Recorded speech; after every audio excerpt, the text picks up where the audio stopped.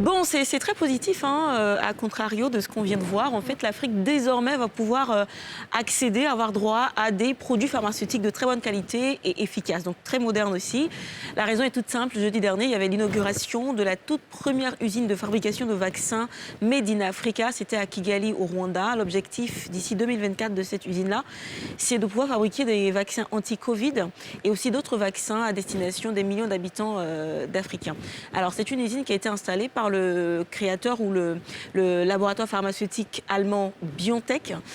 Et donc, c'est la toute première de 3 usines qui vont être installées sur l'Afrique, notamment en Afrique du Sud et au Sénégal. Et Tidiane Cham y était pour le compte des Nations Unies. Dans ce court extrait, il nous dit un petit peu ce qu'il en retourne. Bonjour. C'est une journée très excitante pour nous. Comme envoyé spécial de l'Union africaine, on a parlé d'une usine de vaccins en Afrique il y a un an. C'était juste un rêve. Et aujourd'hui, ici à Kigali, on est à la pose de la première pierre et l'usine sera fonctionnelle avant la fin de l'année. C'est un grand jour avec beaucoup de personnalités présentes et un projet fondamental pour l'Afrique qui va nous permettre de fabriquer des vaccins maintenant en Afrique à un coût compétitif, d'exporter ensuite et on espère vraiment fabriquer un jour le vaccin contre le paludisme qui transformera l'Afrique ici, avec également les sites qui sont à Dakar, au Sénégal et en Afrique du Sud. Donc une belle journée d'Union africaine et un bel exemple. Donc voilà, il a parlé de... Pour le compte de l'Union africaine. De l'Union africaine plutôt, c'est exactement ça. Il a parlé de coûts compétitifs. Alors les taux de vaccination en Afrique sont super bas. Par exemple, on a moins de 20% de personnes qui sont vaccinées en Afrique pour près d'1,2 milliard de personnes ici. C'est peut-être parce que les coûts sont super élevés.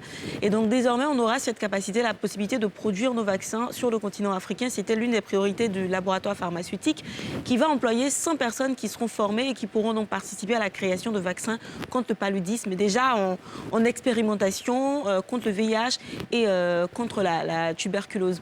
Alors, le président rwandais disait que ça, c'est une première étape, une étape historique vers l'équité en matière de vaccins.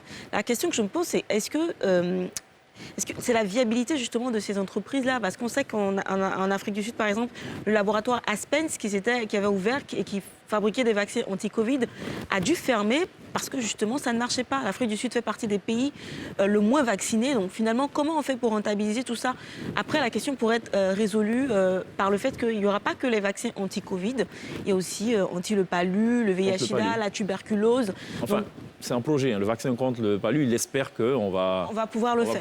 Peut-être que tout ça, ça pourra finalement répondre à la question. Et s'il y a des subventions aussi par derrière, ça devrait pouvoir soutenir un petit peu tout ça. D'accord. Donc en gros, très bonne nouvelle pour l'Afrique. Ben, merci Glisse pour cette glissade.